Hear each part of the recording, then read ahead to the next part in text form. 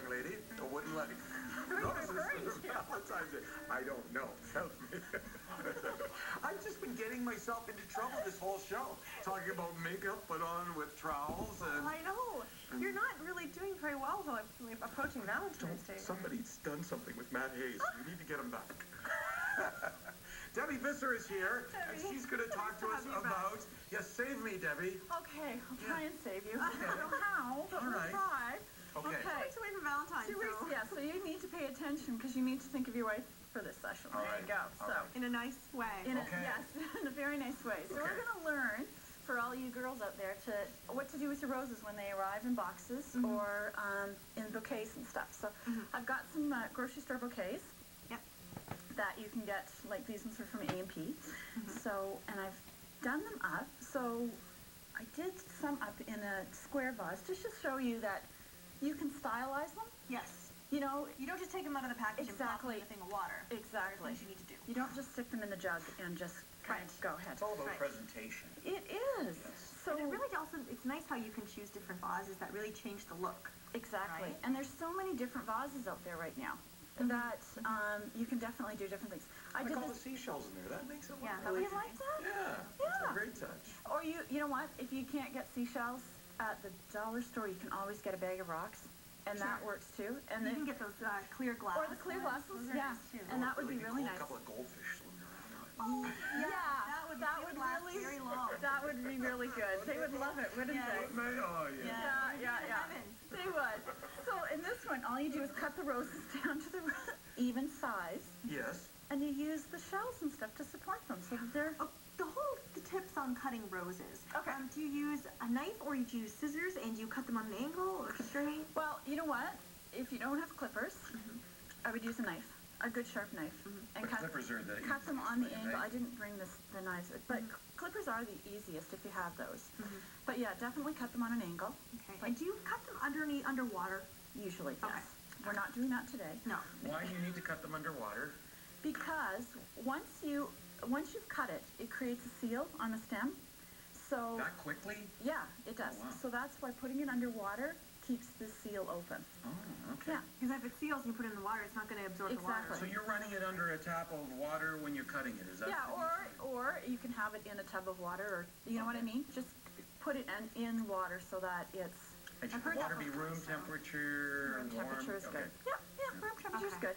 Yeah, so... Good for people because no one ever knows. And that's right. The roses can be very pricey and they're beautiful and you don't always get them, so you want to make sure they don't die on you right away. What about the packet I was just going to say, you get the plant food. Here you go. See, there's the plant food right there. You know what I would suggest? I would use a half a package, and then in a couple of days, clean it all out again, and use the rest of the package. Do you recut the roses again? And then recut them. Yeah, because you've had to take them out of water. Yep. You have to always, as soon as they're out of water, you have to cut them. Now, why do you have to replace the water? Why can't you just dump in more of the food? Because it's dirty water. That's like having a bath, like from last week. Saving your bath water. Like, hello. They don't know, do they? They do. That's why they wouldn't like they to do. in the water. I gotta take my roses in the shower and give them a shampoo. There we go. So yeah, oh my goodness. So I wanted to show you different price points. So this is what you could get from the grocery store, and this is probably what you get at a traditional florist. And I wanted to tell the guys this. When you're phoning and asking for roses, ask what you get with them, because they might just say, oh, you'll get greens with them. They mean you're going to get this leather leaf, and you'll probably get 3 or 4 stems. But if you just ask for, like, say, a dozen long stem roses, you're going to get this. Yeah, but what I'm trying to say to you is there's a huge difference. So let's say you're paying $39.99, you phone the next place and they're charging $49.99 or $59.99. But this is actually what they're talking about. You get the mixed greens and the accents, and so that's why I say you have to really ask what you're getting. And I like the feathers in there. Is that fun? It's very romantic. It is. Yeah. It's nice. Just adds a little bit of touch. It does. There you go. Okay. So that's a good tip. That's a good, for you guys, okay, Matt? So when you're phoning, you ask, what am I getting with them? Question too, because how come sometimes you see roses that are like $100 for a dozen or something like that? You see signs sometimes where they're that expensive. Why would they be that expensive? On Valentine's? Is it just... On Valentine's Day, Okay.